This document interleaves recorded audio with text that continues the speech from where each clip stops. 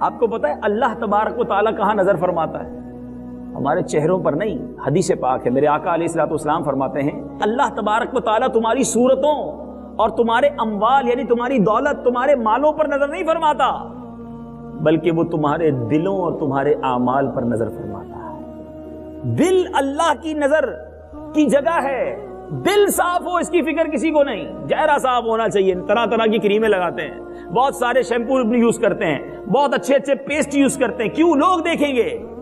ارے جہاں رب کی نظر پڑنی ہے وہ دل ہے، وہ گندا ہے تو پھر کیا فائدہ؟ اس دل میں مسلمانوں کے لیے برائی ہے، اس دل میں حسد ہے، اس دل میں غیبت ہے، اس دل میں برے خیالات ہیں. وہ دل گناہوں کا پلندہ ہے، اس کی فکر ہی نہیں کیونکہ کوئی دیکھ ہی نہیں رہا نا. میٹھے اسلامی بھائیوں، جس رب نے مجھے اور آپ کو بنایا ہے وہ ہمارے دلوں کو دیکھتا ہے.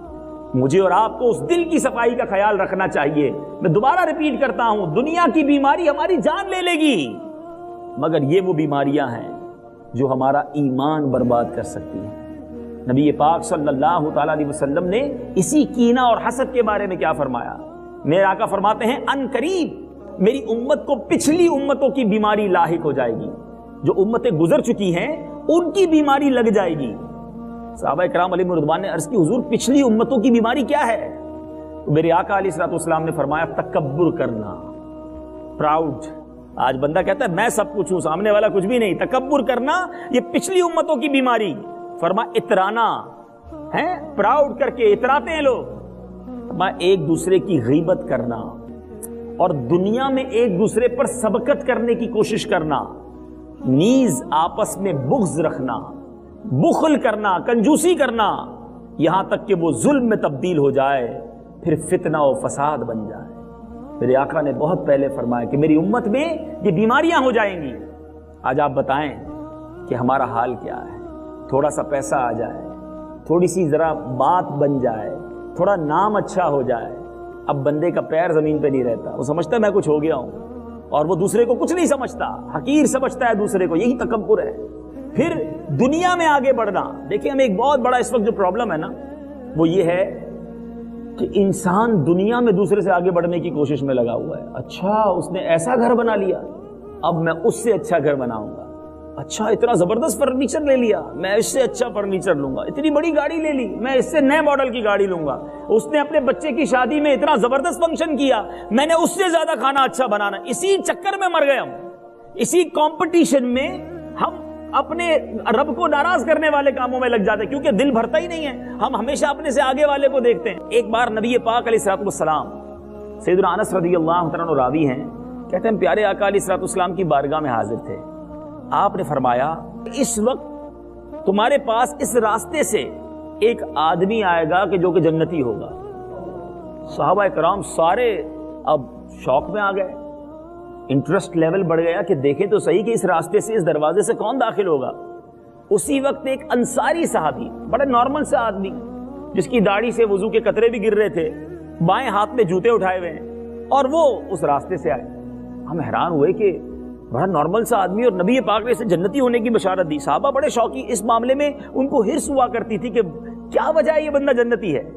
دوسرا دن ہوا، میرے آقا نے سیم اعلان کیا اس راستے سے بھی ایک شخص آئے گا تو جنتی ہے. صحابہ پھر دروازے کو دیکھنے لگے. ایگزیکٹلی دوسرے دن بھی وہی صحابی دوبارہ دروازے سے داخل ہوئے. تیسرا دن آ گیا، سرکار دو عالم صلی اللہ تعالیٰ علیہ وسلم نے پھر یہ اعلان کیا کہ ابھی تھوڑی دیر بعد اس راستے سے ایک شخص آئے گا، وہ جنتی ہے. صحابہ سارے دروازہ دیکھنے لگے. پھر وہی انصاری صحابی اسی دروازے سے داخل ہوئے. It's amazing. اب ذرا غور کیجئے صحابہ اکرام علیہم رضوان کا شوق، ذوق اور پیارے آقا علیہ الصلوۃ والسلام کی زبان پر یقین. کہتے ہیں نبی پاک نے ایک ہی شخص کو 3 بار جنتی کہا، یہ ہے کون؟ حضرت عبداللہ ابن عمر رضی اللہ تعالیٰ عنہ نے کیا کیا؟ آپ اس انصاری صحابی کے پاس پہنچ گئے اور کہتے ہیں کہ میں آپ کے گھر پہ رہنا چاہتا ہوں کچھ دنوں کے لیے، کیا آپ میری مہمان نوازی کریں گے؟ ڈائریکٹ مہمان بننے کی آفر کر دی اسے. اور اس کے پیچھے ریزن کیا تھا کہ میں اس کے ساتھ رہوں، اس کا وہ عمل تلاش کروں کہ جس کی وجہ سے پیارے آقا نے 3 بار جنت کی اس کے لیے بشارت دی ہے. تو حضرت عبداللہ رضی اللہ تعالیٰ عنہ جو ہیں اس نے حامی بھر لی کہ ٹھیک ہے آ جائے میرے گھر پر. بڑا نام تھا حضرت عبداللہ ابن عمر رضی اللہ تعالیٰ عنہ کا.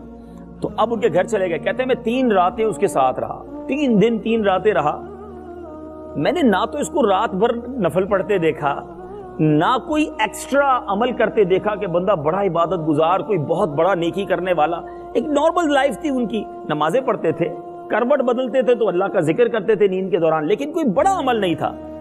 3 دن کے بعد حضرت عبداللہ کہتے ہیں کہ میں اب جانا چاہتا ہوں. تو وہ انصاری صحابی نے حضرت عبداللہ کو بلایا اور کہا کہ کیوں آپ واپس جا رہے ہیں؟ کہا میں نے تو نبی پاک علیہ الصلوۃ والسلام سے آپ کے بارے میں سنا کہ آپ جنتی ہیں، لیکن میں نے 3 دن میں کوئی بڑا عمل نہیں پایا آپ کے اندر. سبحان اللہ. تو کہا میرا عمل تو وہی ہے جو آپ نے 3 دن میں دیکھا ہے. ہاں میں اپنے دل میں کسی مسلمان کے لیے کینہ نہیں رکھتا. یہ بتا دیتا ہوں آپ کو کہ میرے دل میں کسی مسلمان کے لیے کینہ نہیں ہے، اور نہ ہی کسی مسلمان کی نعمت ملنے پر میں اس سے حسد کرتا ہوں. حضرت سیدنا عبداللہ رضی اللہ تعالیٰ نے فرمایا کہ یہی وہ وصف ہے، یہی وہ خوبی ہے جس کی وجہ سے اللہ تعالیٰ نے آپ کو یہ مقام عطا فرمایا ہے. ابھی دیکھیں نا، حضرت عبداللہ ابن عمر رضی اللہ تعالیٰ نے اس کے گھر گئے، 3 دن مہمان بنے. ریزن کیا تھا؟ اس کی کوئی نیکی ڈھونڈ لوں. آج ہمارے بہت سارے لوگ مہمان اس لیے بنتے ہیں کہ ذرا اندر سے گھر تو دیکھوں بنایا کیسا ہے، فرنیچر کون سا ہے، ذرا گھر کی ڈیکوریشن کیسی. گھر جاتے بھی اس نیت سے ہیں کہ اس کے ذرا گھر کے حالات پتہ چل جائے، پھر میں اس سے اچھا گھر بناؤں گا. ذرا میٹھے اسلامی بھائیوں یاد رکھیں، یہ جو کمپٹیشن ہے نا، یہ مروا دے گا ہمیں. یہی بغض پیدا کرتا ہے، یہی کینہ پیدا کرتا ہے، یہی حسد پیدا کرتا ہے، اور یہی کمپٹیشن ہمیں حرام روزی کی طرف لے جاتا ہے. ہمارے صحابہ میں بھی کمپٹیشن تھا، مگر کیا خوبصورت کمپٹیشن تھا. ایک بار مہاجرین صحابہ، یاد رہے جو مکے سے مدینے گئے نا، مہاجرین صحابہ بڑے غریب تھے، اپنا سب کچھ تو مکے میں چھوڑ گئے تھے، تو سرکار علیہ الصلوۃ والسلام کی بارگاہ میں گئے. بہت خوبصورت واقعہ ہے. عرض کرتے ہیں یا رسول اللہ صلی اللہ تعالی علیہ وسلم، یہ امیر صحابہ جو ہیں، انصار صحابہ، یہ ہم سے آگے نکل گئے.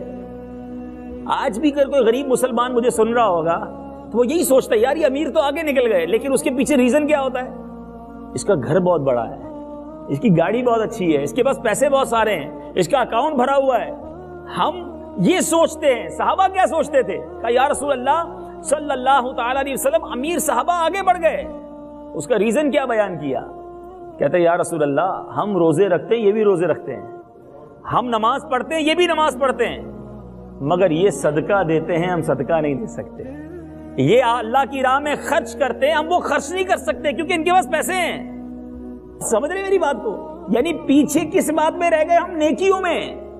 سرکار دو عالم صلی اللہ تعالی علیہ وسلم نے فرمایا اچھا میں تمہیں ایسا وظیفہ نہ بتا دوں، مضمون حدیث عرض کر رہا ہوں کہ اگر وہ پڑھ لو تو تم امیر صحابہ کے برابر پہنچ جاؤ گے. یہ پیسے لینے تو گئے نہیں تھے صحابہ، سرکار علیہ الصلوۃ والسلام کے پاس نیکیوں کا ہی کمپٹیشن تھا.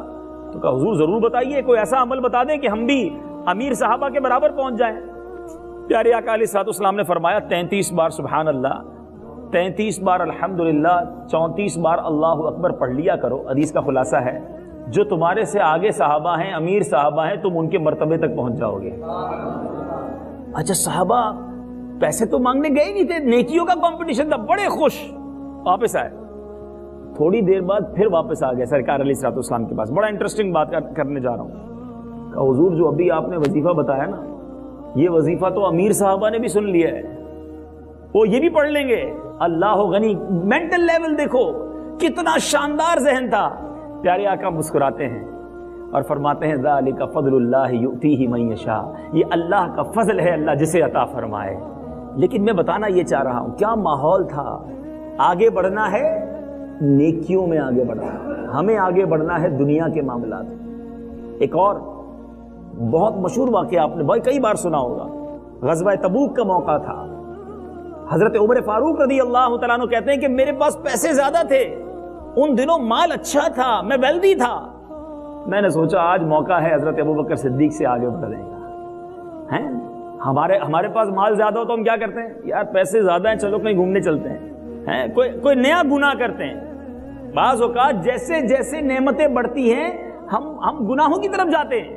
حضرت عمر کہتے ہیں میرے پاس تھوڑے پیسے زیادہ تھے، میں نے سوچا کہ آج حضرت ابوبکر صدیق سے آگے بڑھ جاتا ہوں. اپنے گھر کا آدھا مال 50% لے کر سرکار علیہ الصلوۃ والسلام کے پاس پہنچ گئے. پیارے آقا نے پوچھا اے عمر کیا لائے ہو؟ کہا حضور اپنے گھر کا آدھا سامان لے آیا. 50% بولنا آسان ہے، آج کل 2.5% زکوٰۃ پوری نہیں نکلتی لوگوں سے. حضرت عمر 50% لے کر چلے گئے. اب کہتے ہیں مجھے حضرت ابوبکر صدیق رضی اللہ تعالیٰ عنہ کا انتظار تھا کہ اب وہ کیا لاتے ہیں. حضرت ابوبکر صدیق رضی اللہ تعالیٰ عنہ مال لائے. یاد رکھیے گا وہ مال بظاہر تھوڑا تھا، حضرت عمر کے مقابلے میں بظاہر تھوڑا تھا، لیکن سرکار علیہ الصلوۃ والسلام کے پاس جب پیش کیا، سرکار علیہ الصلوۃ والسلام نے پوچھا کہ اے ابوبکر کیا لائے ہو؟ کہا حضور جو کچھ گھر میں تھا سب لے آیا.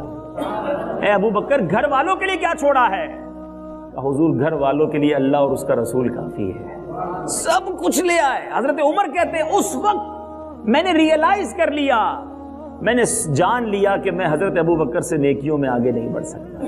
یہ بھی تو کمپٹیشن تھا نا، یہ بھی تو ایک زبردست اور ایک دوسرے سے آگے بڑھنے کا جذبہ تھا، مگر کس بات میں؟ نیکیوں میں.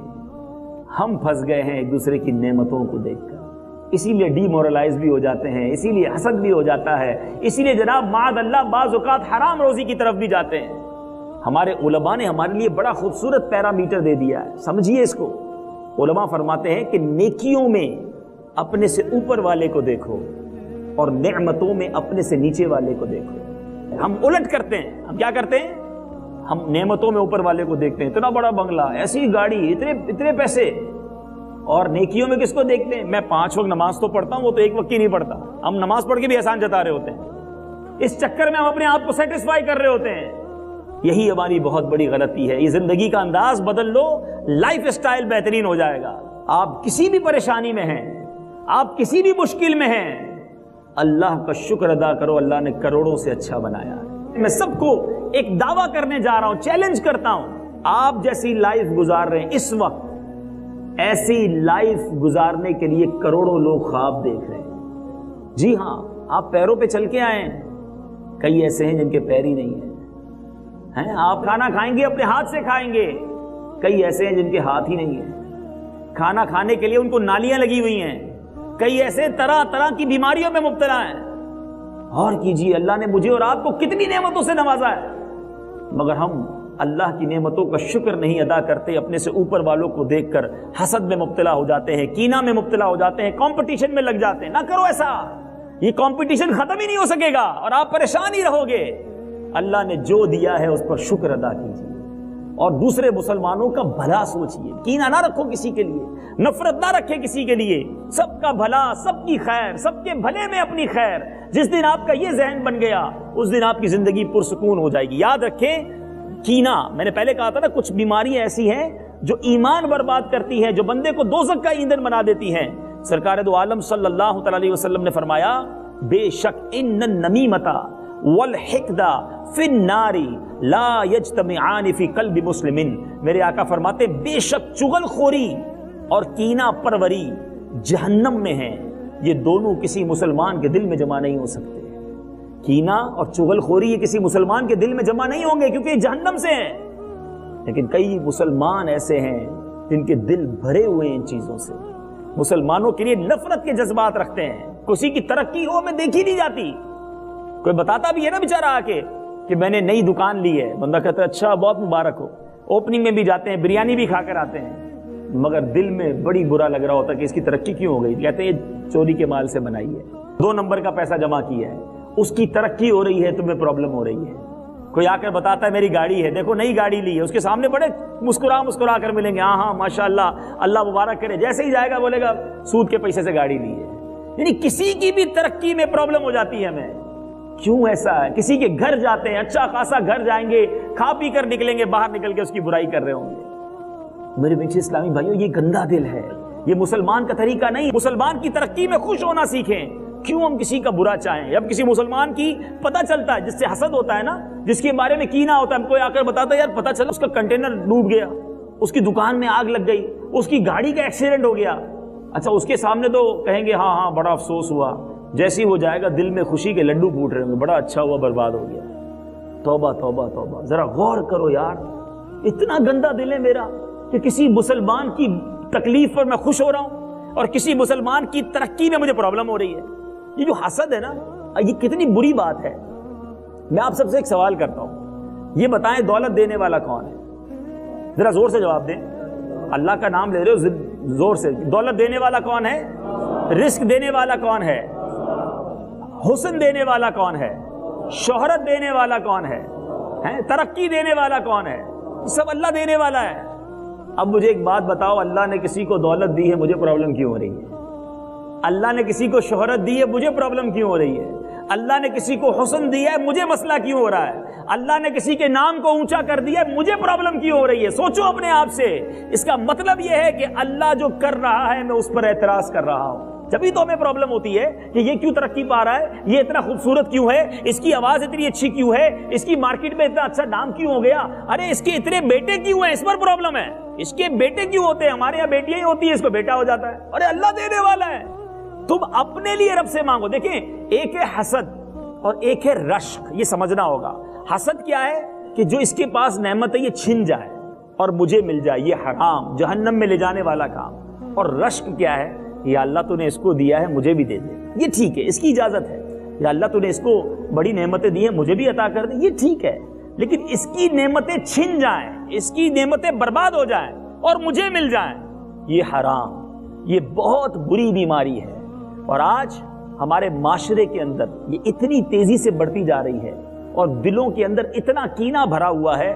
آج دو بھائی ساتھ رہتے ہیں، دو دوست کھانا ساتھ کھاتے ہیں، ہنس ہنس کے ملتے ہیں، لیکن جیسے ہی دوسری کی ترقی کی پتہ چلتا ہے اس کا دل بجھ جاتا ہے۔ یہ نہیں ہونا چاہیے۔ اپنے دل کو خدارا اس بیماری سے صاف کیجئے۔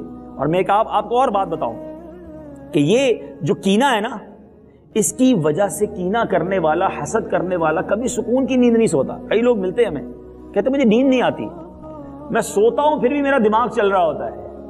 اگر تھوڑا سا اس کے ڈیپ میں جائے نا تو کسی نہ کسی کا حسد پالا ہوگا یا کسی نہ کسی سے کینہ رکھا ہوگا، اور وہ ترقی کرتا ہوگا، اس کو ٹینشن شروع ہو جاتی ہوگی، یہ اسی کے بارے میں سوچتا رہتا ہوگا، کیسے پیچھے کروں اس کو، کیسے میں اس سے آگے نکلوں۔ اگر آپ کے دل میں حسد نہیں ہے، اگر آپ کا دل لوگوں کے کینے سے پاک ہے نا، آپ بہت سکون کی نیند سوئیں گے، آپ بہت ریلیکس رہیں گے۔ اور یہ میں نہیں کہہ رہا، سرکار دو عالم صلی اللہ تعالی علیہ وسلم کے بہت پیارے غلام امام شافعی رحمۃ اللہ تعالی علیہ فرماتے ہیں، دنیا میں کینہ پرور اور حاسدین سب سے کم سکون پاتے ہیں، انہیں سکون نہیں ملتا۔ اگر آپ سکون چاہتے ہیں اپنے دل کو صاف کر لیجئے، اپنے دل کو پاک کر لیجئے۔ سرکار دو عالم صلی اللہ تعالی علیہ وسلم نے فرمایا، جس نے اس حال میں صبح کی کہ وہ کینہ پرور ہے تو وہ جنت کی خوشبو نہ سونگھ سکے گا، یعنی اتنا دور رہے گا جنت سے کہ جنت کی خوشبو بھی نہیں سونگھ سکے گا۔ تو اب اس بیان کے میں دوسرے حصے کی طرف جا رہا ہوں۔ میں نے پہلے پارٹ میں آپ کو یہ ریئلائز کرانا تھا، یہ سمجھانا تھا کہ حسد اور کینہ یہ کتنی بری بیماری ہے، کتنی بڑی بیماری ہے اور کتنی بری بیماری ہے، یہ آپ نے امیدیں سمجھا ہوگا۔ اب آتے ہیں یہ اس سے بچا کیسے جا سکتا ہے، اس کا علاج کیا ہے۔ تو انشاءاللہ میں اب آپ کو وہ عرض کرنے جا رہا ہوں، توجہ سے سنیے گا کہ جو بغض ہے، کینہ ہے، ہمیں اپنے آپ کو اس سے بچانا کیسے ہے۔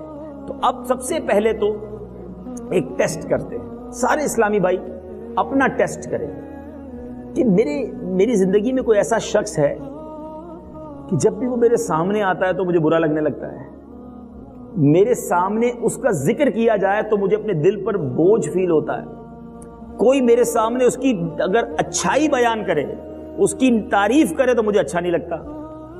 اچھا جب وہ سامنے آ کر مجھ سے ملاقات کرتا ہے تو میرا ملاقات کا جی بھی نہیں چاہتا۔ اچھا میں اس کی ترقی میں مجھے تکلیف ہونا شروع ہو جاتی ہے۔ آپ کیا کرتے ہیں؟ لیبارٹری ٹیسٹ کراتے ہیں نا، کولیسٹرول ہے کہ نہیں، شوگر ہے کہ نہیں، ڈائبٹک ہے کہ نہیں، بلڈ پریشر ہے کہ نہیں، پہلے ٹیسٹ کراتے پھر دوائی کرتے نا۔ تو ٹیسٹ تو کریں پہلے۔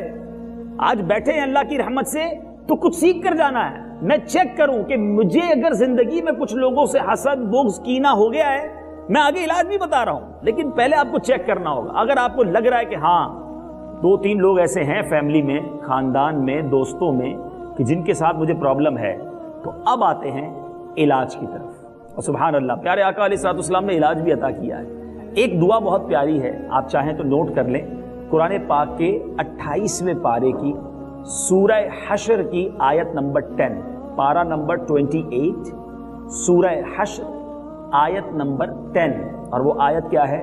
وَلَا تَجْعَلْ فِي قُلُوبِنَا غِلًّا لِّلَّذِينَ آمَنُوا رَبَّنَا إِنَّكَ رَءُوفٌ رَحِيمٌ۔ کیا خوبصورت ترجمہ ہے۔ اور ہمارے دل میں ایمان والوں کی طرف سے کینہ نہ رکھ، اے رب ہمارے، بے شک تو ہی نہایت مہربان رحم والا ہے۔ اس کا ترجمہ یاد ہوگا نا، پھر یہ دعا کرنے کا مزہ بھی بہت آئے گا. ہاتھ اٹھائیں، میں دعا کرتا ہوں، آمین کہہ دیتے.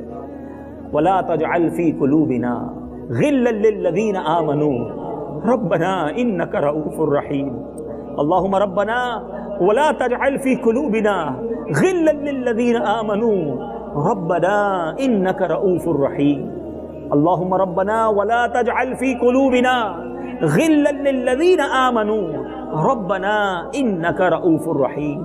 آمین بجاہ النبی الامین. بیچ بیچ اسلامی بھائیوں، اب یہ کینہ جو ہے نا، اس کی ایک بڑی وجہ، ہم کہتے ہیں نا شوگر کیوں ہو گئی، میٹھا بہت کھاتے ہو، اب میٹھا نہیں کھانا.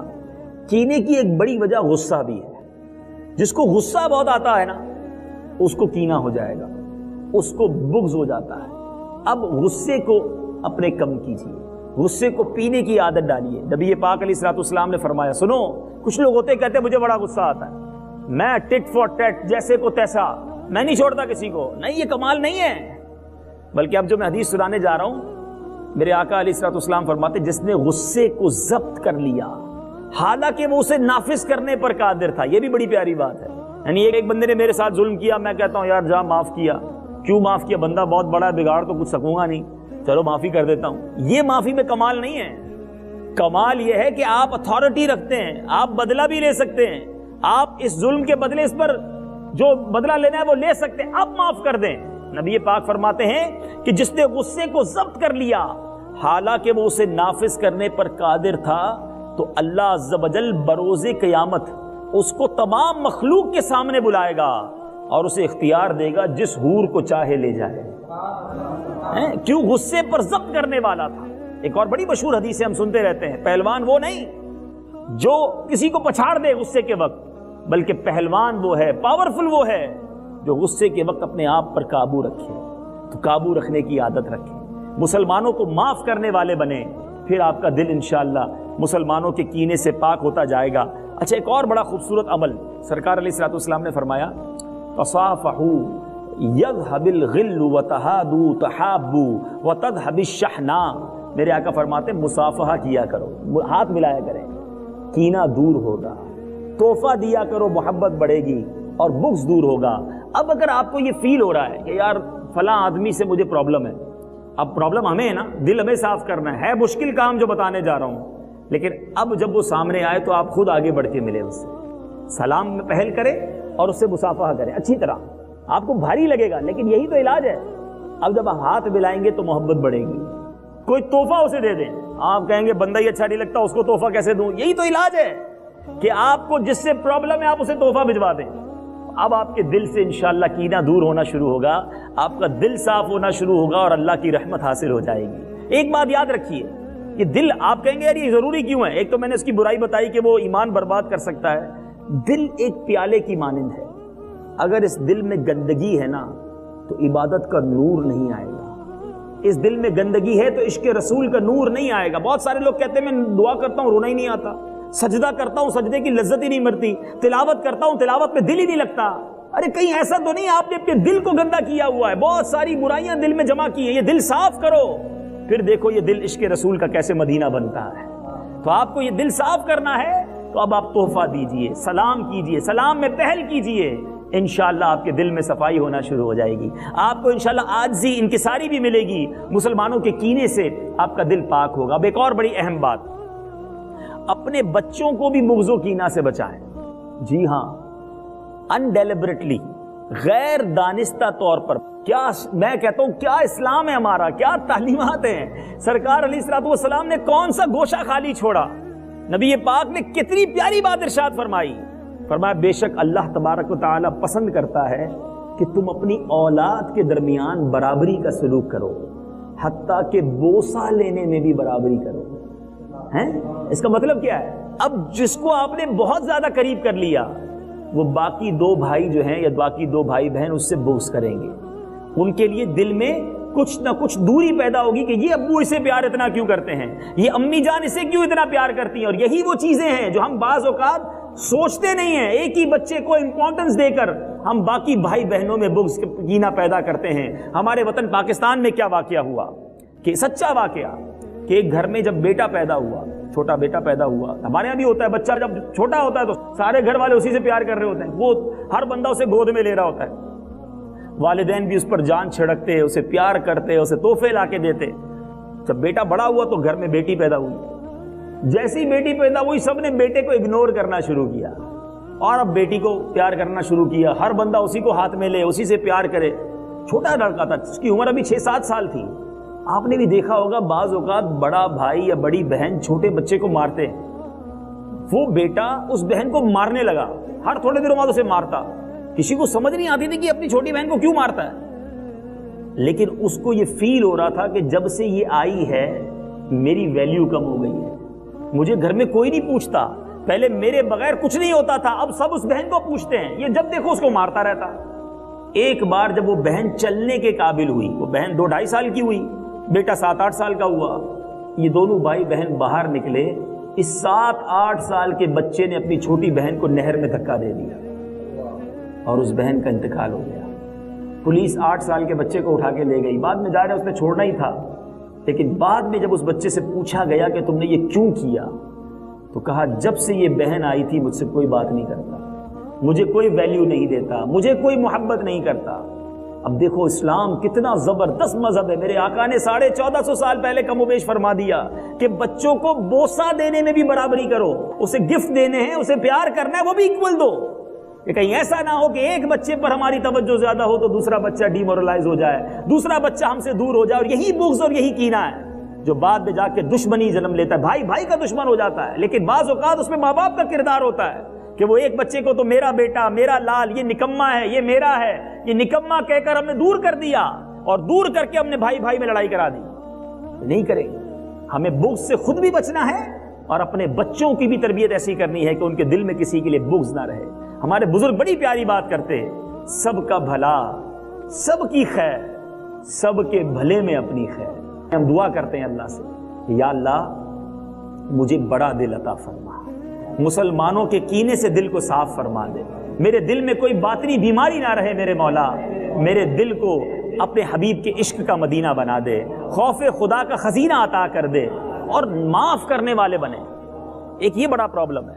اچھا مثال کے طور پہ اب آپ کو لگتا ہے کہ یار بات تو ساری ٹھیک ہے, میں نہیں کرتا, فلاں آدمی مجھ سے حسد کرتا ہے, فلاں آدمی مجھ سے بغض رکھتا ہے. اول تو ہمارے پاس کوئی ایسا پیرامیٹر نہیں ہے کہ ہم پہچان لے گا یہ مجھ سے حسد کرتا ہے, ہم اس کا اچھا ہی سوچیں, اور اگر کسی کی کوئی غلطی سامنے آ بھی جائے نا تو معاف کرنے والے بنے. میں آخری بات کر رہا ہوں, روایتوں میں آتا ہے کہ جو معاف نہیں کرتا وہ معاف نہیں کیا جاتا. اگر آپ آج کسی کو معاف نہیں کرو گے نا, کل ایسا نہ ہو اللہ آپ کو اور مجھے معاف نہ کرے. ہم معاف کرنے والے بنے. بزرگوں نے کیسی کیسی معافیاں دی. ایک بار حضرت سیدنا ابو دردہ رضی اللہ تعالیٰ عنہ کی کنیز تھوڑے دنوں بعد آپ سے کہتی ہے, حضور سچ بتائیں آپ آدمی ہیں یا جن ہیں, آپ انسان ہیں یا جن ہیں؟ حضرت ابو دردہ نے کہا میں الحمدللہ انسان ہوں, لیکن بات کیا ہے؟ کہا کہ میں 40 دن سے لگاتار آپ کو زہر کھلا رہی ہوں, 40 دن ہو گئے ڈیلی آپ کو کھانے میں زہر دے رہی ہوں, آپ کو اثر ہی نہیں ہو رہا ہے. حضرت ابو دردہ رضی اللہ تعالیٰ کیا فرماتے ہیں؟ فرماتے ہیں کیا تجھے معلوم نہیں کہ جو لوگ ہر حال میں ذکر اللہ کرتے رہتے ہیں ان کو کوئی چیز نقصان نہیں پہنچا سکتی, اور میں اسم اعظم کے ساتھ اللہ کا ذکر کرتا ہوں. وہ کنیز پوچھتی حضور وہ کون سا اسم اعظم ہے جس کا آپ ذکر کرتے ہیں؟ سنو وہ کیا کہتے ہیں. مبارک ہو ان اسلامی بھائیوں کو, دعوت اسلامی کے مدنی ماحول میں کھانے سے پہلے ایک دعا پڑھائی جاتی ہے. حضرت ابو دردہ فرماتے ہیں کہ میں ہر بار کھانے سے قبل یہ دعا پڑھ لیا کرتا ہوں, بسم اللہ الذی لا یضر مع اسمہ شیء فی الارض ولا فی السماء وہو السمیع العلیم. فرماتے ہیں کہ اس وجہ سے مجھ پر زہر اثر نہیں کرتا. ہمیں بھی چاہیے کہ یہ سنت پر عمل کریں, اس دعا کو اپنائیں اور ہر بار کھانے سے پہلے اس دعا کو پڑھیں. اب آپ رضی اللہ تعالیٰ نے اس سے پھر سوال کیا کہ ایک بات تو بتاؤ, 40 دن سے مجھے زہر دے کیوں رہی ہو, وجہ کیا ہے؟ وہ کنیز کیا کہتی ہے کہ مجھے آپ سے بغض تھا, مجھے آپ کے لیے دل میں بغض تھا. اب ذرا غور کریں اپنے آپ کو جو اس جگہ پر رکھ کر سوچے کہ پتہ چل جائے کہ کوئی مجھے 40 دن سے زہر دے رہا ہے تو ہم اس کا کیا حال کرتے. اللہ نے دل کتنا بڑا دیا تھا, اس نے بتا بھی دیا مجھے آپ سے نفرت ہے, آپ سے بغض تھا. تو آپ فرماتے ہیں کہ جا میں نے اللہ تبارک و تعالیٰ کی رضا کے لیے تجھے آزاد کیا, اب تک تو نے جو میرے ساتھ کیا وہ بھی میں نے معاف کر دیا. یہ دل تھے, اور یہ نبی پاک کی تعلیمات ہے. پیارے آقا نے خون کے پیاسوں کو معاف کیا ہے. آج ہم چھوٹی چھوٹی بات معاف نہیں کرتے. ہم کہتے نہیں میں نہیں چھوڑوں گا, میں اب ضرور بدلہ لوں گا, اس نے مجھے یوں کہا تھا میں اس کو ضرور جواب دوں گا, میں اس کو دعوت میں نہیں بلاؤں گا, میں اس کے گھر نہیں جاؤں گا, اس نے نہیں بلایا میں بھی نہیں جاؤں گا. چھوٹی چھوٹی باتوں پر ہم رشتہ داریاں ختم کر دیتے ہیں, ہم دوستیاں ختم کر دیتے ہیں, ہم ناراضگیاں کر لیتے ہیں. اے میرے پیچھے اسلامی بھائی, اپنے اندر نرمی پیدا کریں, مسلمانوں کا بھلا سوچیں, انشاءاللہ آپ کی بہت زبردست لائف ہو جائے گی. آپ سکون میں آ جائیں گے. جو دوسروں کا بھلا سوچتا ہے اس کے سارے کام بھلے ہو جاتے ہیں. رب کریم سے دعا ہے اللہ کریم ہمیں دوسروں کا بھلا سوچنے والا بنائے, معافی دینے والا بنائے, درگزر کرنے والا بنائے, اور بدلہ لینے کی عادت سے اللہ کریم ہم سب کی جان چھڑا دے.